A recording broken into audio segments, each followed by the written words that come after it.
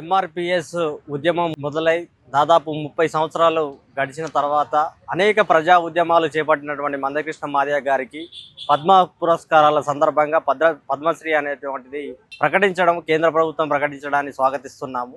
ఈరోజు పద్మ పురస్కారాలు అనేవి చాలా మందికి చాలా రకాలుగా రావచ్చు, కానీ ప్రజా ఉద్యమ నాయకుడికి అణగారిన వర్గాలకు ఇవ్వడం అనేది ఇక్కడ మనము కొత్తగా చూడొచ్చు.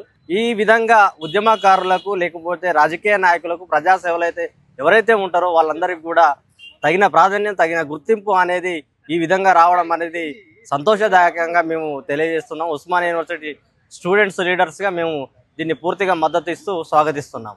అదేవిధంగా 1,00,000 డప్పులు 1000 గొంతులు అనేటువంటి మీటింగు ఈరోజు ఎస్సీ వర్గీకరణను తెలంగాణ రాష్ట్రంలో త్వరితగతిన అమలు చేయాలనే ఉద్దేశంతో ఇక్కడ ఒక కార్యక్రమాన్ని తీసుకోవడం జరిగింది. ఆ కార్యక్రమానికి మాదిగలు మరియు మాదిగ ఉపకులాలు ఉస్మానియా యూనివర్సిటీలో ఉన్నటువంటి విద్యార్థి సంఘాలన్నిటి కూడా మద్దతు ఇవ్వడం జరుగుతుంది. కావున ప్రజలందరూ కూడా దీనికి సమీకరించబడి వచ్చి విజయవంతం చేయాలని చెప్పేసి కోరుకుంటూ, అదే విధంగా ప్రభుత్వం దీని మీద ఖచ్చితమైన అభిప్రాయాన్ని తీసుకొని త్వరితగతిన ఇప్పటికే 30 సంవత్సరాలు మాదిగలు మరియు ఉపకులాలు మిగతా సమాజం మొత్తం కూడా చూస్తున్నది ఈ యొక్క పోరాటాన్ని. అనేక రకాలైనటువంటి నష్టాలు, అవమానాలు, దాడులు జరుగుతున్నటువంటి ఈ సందర్భంలో రాజకీయ ఒత్తిళ్లకు లోను కాకుండా వర్గీకరణను త్వరితగతిన అమలు చేయాలని చెప్పేసి ప్రభుత్వాన్ని మేము డిమాండ్ చేస్తున్నాం ఇక్కడ నుండి.